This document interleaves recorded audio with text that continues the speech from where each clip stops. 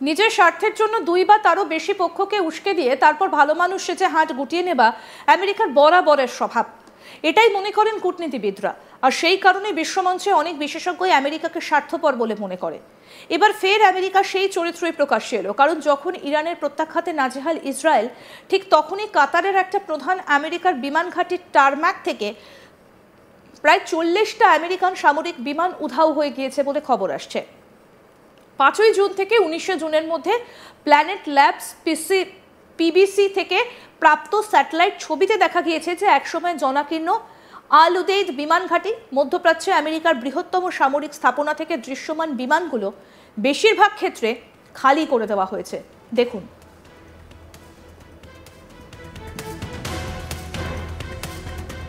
5ই June C-130 Hercules পরিবহন বিমান এবং উন্নত গোয়েন্দা বিমান সহ প্রায় 40টা বিমান স্পষ্ট দৃষ্টিতে পার্ক করা ছিল, কিন্তু 19শে জুনের মধ্যে কেবল 3টি অবশিষ্ট রয়েছে। কিন্তু প্রশ্ন হচ্ছে, হঠাৎ কেন এয়ারবেস খালি করেছে আমেরিকা? এক্ষেত্রে মনে রাখতে হবে, সম্প্রতি ইরানের সর্বোচ্চ নেতা আয়াতুল্লাহ আলী খামেনি ইতিমধ্যেই হুঁশিয়ারি দিয়েছেন, আমেরিকানদের জানা উচিত যে কোনো সামরিক হস্তক্ষেপে তারা নিঃসন্দেহে অপূরণীয় ক্ষতির সম্মুখীন হবে। তাহলে কি ইরানকে ভয় পেয়ে এয়ারবেস খালি করেছে আমেরিকা, নাকি এর নেপথ্যে রয়েছে অন্য কোনো রণনীতি? শুনে নেওয়া যাক এই বিষয়ে কি বলছেন অবসরপ্রাপ্ত কর্নেল দীপ্তাংশু চৌধুরী। শুনুন। খুব পরিষ্কার খামেনি বলেছিল, যদি আমাদের কোনো মতে আমরা দেখি যে মার্কিন যুক্তরাষ্ট্র আঘাত করছে, তাহলে কিন্তু আমরা সেইভাবে মার্কিন যুক্তরাষ্ট্র যে মিলিটারি অ্যাসেট আছে, সামরিক অ্যাসেট আছে, আমরা ছেড়ে কথা বলবো না। কিন্তু মার্কিন যুক্তরাষ্ট্র খুব বুদ্ধি করে যে ইউরোপের যে বেসগুলো রেখেছে, আবার আমি বলছি যে প্রত্যেকটা ইউরোপিয়ান দেশ, ইউরোপিয়ান রাষ্ট্র যেখানে রেখেছে সেগুলো কিন্তু আইসিবিএম, ইন্টারকন্টিনেন্টাল ব্যালিস্টিক মিসাইল অথবা লং রেঞ্জ ব্যালিস্টিক মিসাইল ইরানে যেগুলো আছে, অথবা মিডিয়াম রেঞ্জ ব্যালিস্টিক মিসাইল, প্রত্যেকটা কিন্তু তার পেলোড নিয়ে পৌঁছে যেতে পারে। তাই মার্কিন যুক্তরাষ্ট্রকে সতর্ক হতে হবে, যেখানেই আপনি যান, যেখানে লুকোন। যেহেতু এই যুদ্ধ আপনার কথায়, মার্কিন যুক্তরাষ্ট্র প্রেসিডেন্ট ট্রাম্পের কথায়, সেটা যতই বলুক যে আমি পাশে আছি অথবা নেই, ইসরায়েলকে পেছন থেকে মদদ দিয়ে এই ইসরায়েল ইরান যুদ্ধ শুরু করেছে। Enrichment of uranium is only a alibi. Main হচ্ছে খামেনি সরকারকে সরিয়ে এই পাহলভিকে, নিজের যে শাহ ডাইনাস্টি যাকে লুকিয়ে রাখা হয়েছে, তাকে বসানো। আলটিমেটলি এটাই আপনাদের প্ল্যান, মার্কিন যুক্তরাষ্ট্র প্ল্যান, কারণ কমপ্লিট মিডল ইস্টে এবং কমপ্লিট ওয়েস্ট এশিয়ার কন্ট্রোল মার্কিন যুক্তরাষ্ট্র এবং ইসরায়েল চায়। উল্লেখ্য, ইতিমধ্যে ইসরায়েলের দিকে সেজিলের মতো ক্ষেপণাস্ত্র ব্যবহার করেছে ইরান। এখানে মনে রাখতে হবে, ইরান থেকে ইসরায়েলের মিসাইলে আঘাত হানতে গেলে 950 থেকে 1000 কিলোমিটার অতিক্রম করলেই হবে। কিন্তু তাহলে ভান্ডারের সেই রেঞ্জ বা তার আশেপাশের রেঞ্জের মিসাইল থাকা সত্ত্বেও কেন 2 থেকে 2500 কিলোমিটারের মতো বিশাল রেঞ্জের মিসাইল ব্যবহার করলো ইরান? তবে কি এর মধ্যে দিয়ে ইউরোপের বিভিন্ন দেশ, ইসরায়েলের বন্ধু আমেরিকা এবং মধ্যপ্রাচ্যে থাকা আমেরিকা ঘনিষ্ঠ দেশগুলোর কোনো বার্তা দিতে চাইল ইরান? এই সমস্ত দেশের মধ্যে কেউ যদি ইসরায়েলকে সাহায্য করতে যায়, তবে তারাও যে মিসাইলের রেঞ্জের আওতায় রয়েছে, সেটাই কি ইরান বোঝাতে চাইল? এই বিষয়ে কি বললেন কর্নেল দীপ্তাংশু চৌধুরী, শুনবো সেটাও। আমরা ইতিমধ্যে দেখতে পেরেছি ইরান ইসরায়েলের যে তীব্রতম দুজনকে ক্ষেপণাস্ত্র এবং ইসরায়েলের এয়ার অ্যাটাক ইরানের উপর চলছে। ইরান কিন্তু পিছিয়ে নেই। ইরান গাজা নয়, আমরা বারবার বলেছি, ইরান প্যালেস্টাইনিয়ান নয়, ইরান লেবানন নয়।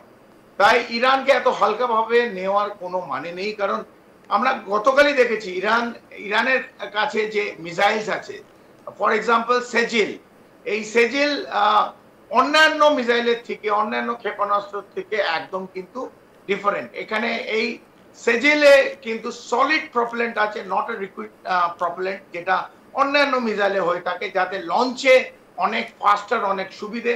এই সেজিল মিসাইল যে ক্ষেপণাস্ত্র ইরানের আছে, প্রায় 1500 থেকে 2500 কিলোমিটার অব্দি তার লক্ষ্য, সেই অবজেক্টিভ যেতে পারে, এবং সেটা 1500 কিলো থেকে প্রায় 2000 কিলো পেলোড, যেটা ওয়ারহেডে পেলোড থাকে, সেইটা নিয়ে অবজেক্টিভের ওপর কিন্তু ব্লাস্ট হয়। এবং আমরা দেখেছি গতকাল যে একটা আইডিএফ হেডকোয়ার্টারে যে অ্যাটাক হয়েছিল, তার সঙ্গে সঙ্গে একটা হসপিটাল এবং তার ইন্টেলিজেন্স হেডকোয়ার্টারে কিন্তু সেজিল এসে পড়েছে। এবং ইরানের কাছে আমরা জানি এই বিভিন্ন যে মিসাইলের ভান্ডার আছে, সেটা 500 কেজি পেলোড থেকে প্রায় 2000 থেকে 2500 কেজি পেলোড পর্যন্ত এদের বিভিন্ন ক্ষেপণাস্ত্র আছে, যেটা 1200 কিলোমিটার থেকে প্রায় 2500-3000 কিলোমিটার, যেটা medium range ballistic missile MRBM। তার সঙ্গে কিন্তু ICBMও আছে, যেটা লং রেঞ্জ ব্যালিস্টিক মিসাইল অথবা ইন্টারকন্টিনেন্টাল ব্যালিস্টিক মিসাইল, যেটা অনেক দূর, প্রায় ধরুন 3000 থেকে 5000 কিলোমিটার অব্দি ডিস্টেন্স কভার করতে পারে। সেই কমপ্লিট যে মিসাইল ইসরায়েলের কাছে আছে, তাদের এই আর্মামেন্ট আছে, সেটা কিন্তু আমার মনে হয় শুধু মার্কিন যুক্তরাষ্ট্র নয়, তবে ইউরোপের বিভিন্ন দেশ, যেটা ইরানের থেকে খুব বেশি দূর নয়। আপনি যে কোনো ইউরোপিয়ান, পোল্যান্ড বলুন, ইটালি বলুন, স্পেন বলুন, খুব ম্যাক্সিমাম হলে 5000 কিলোমিটার, এবং সবচেয়ে কাছে যে ইউরোপিয়ান দেশ সেটা 2 থেকে 2500 কিলোমিটার। পোল্যান্ড নিয়ার অ্যাবাউট 2000 থেকে 2200 কিলোমিটার। ইরানের যদি আমি ফ্লাইট ডিস্টেন্স, যেটা মিসাইল ক্রো ফ্লাইট ডিস্টেন্স বলি, যে প্যারাবোলা বলি, 2000 থেকে 200 কিলোমিটার। তো ইরানের কাছে যে মিসাইলের ব্যালিস্টিক ভান্ডার আছে, হাইপারসনিক, সুপারসনিক মিসাইল, এটা খুব ইজিলি যে কোনো ইউরোপিয়ান দেশে পৌঁছতে পারে। প্রশ্ন হলো যে আমি এটা কেন বলছি? আমি এই জন্য বলছি, আমরা ইতিমধ্যে দেখেছি যে মার্কিন যুক্তরাষ্ট্র যেসব বেস ছিল মিডল ইস্টে, সেটা কাতার হতে পারে, বেহরান হতে পারে, এই বিভিন্ন জায়গায়, সৌদি আরেবিয়া, সিরিয়া, এখান থেকে কিন্তু আস্তে আস্তে তাদের বিভিন্ন যে সামরিক বাহিনী ছিল, সেটা এয়ারফোর্স বেস হতে পারে, বিভিন্ন ছোটখাটো এয়ারক্রাফট হতে পারে, সেগুলো কিন্তু সরিয়ে নিয়ে তারা ইউরোপিয়ান কান্ট্রিতে গিয়ে এই যেগুলো 2000 থেকে 5000 কিলোমিটার মধ্যে, সেখানে গিয়ে স্টেশন করছে। এই part of NATO, part of European union যে রাষ্ট্রগুলো আছে, সেইখানে করছে।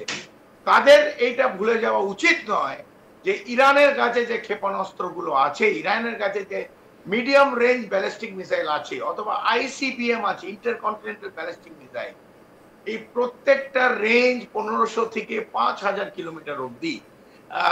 তো এইটা মার্কিন যুক্তরাষ্ট্র অথবা অন্যান্য ইউরোপিয়ান ইউনিয়ন অথবা ন্যাটোর কোনো মতে ভাবা উচিত না যে ইরান তাদের ক্ষেপণাস্ত্র দ্বারা তাদের দেশে পৌঁছতে পারবে না। এবং এই জন্যই আমি বললাম যে যদি কোনো সময় আমরা দেখি যে মার্কিন যুক্তরাষ্ট্রের পাশে এটা একটা জিও পলিটিক্যালি গ্লোবাল কনফ্লিক্টের দিকে এগিয়ে যাচ্ছে, ইরান কিন্তু কোনো মতে একবারের জন্য ভাববে না যে এই ইউরোপিয়ান দেশগুলো যে লম্বা সময় ইউক্রেন এবং রাশিয়ার লড়াই, এবং ইউক্রেনকে যেরকম ভাবে পেছন থেকে এই ন্যাটো কান্ট্রিজ যারা হেল্প করছে পেছন থেকে, অস্ত্র শস্ত্র, রিসোর্সেস, ফাইন্যান্স, মার্কিন যুক্তরাষ্ট্র, আমরা যতই ভাবি ইউক্রেন রাশিয়ার সঙ্গে লড়াই করছে না, পেছন থেকে কমপ্লিট ইউরোপিয়ান কান্ট্রি হেল্প করছে। একইভাবে যদি মার্কিন যুক্তরাষ্ট্র অথবা ইসরায়েলকে এগিয়ে এসে কোনোভাবে হাত এগিয়ে দেয়, নিশ্চিতভাবে ইরান 1 মিনিট ভাববে না তাদের ক্ষেপণাস্ত্র এই ইউরোপিয়ান দেশগুলো যেগুলো আছে সেখানে চার্জ করার জন্যে। আরো আপডেট পেতে দেখতে থাকুন আজ তাক বাংলা। সাবস্ক্রাইব করুন, নোটিফিকেশন পেতে বেল বাটন অপশন প্রেস করুন, হোয়াটসঅ্যাপে ফলো করুন আজ তাক বাংলা।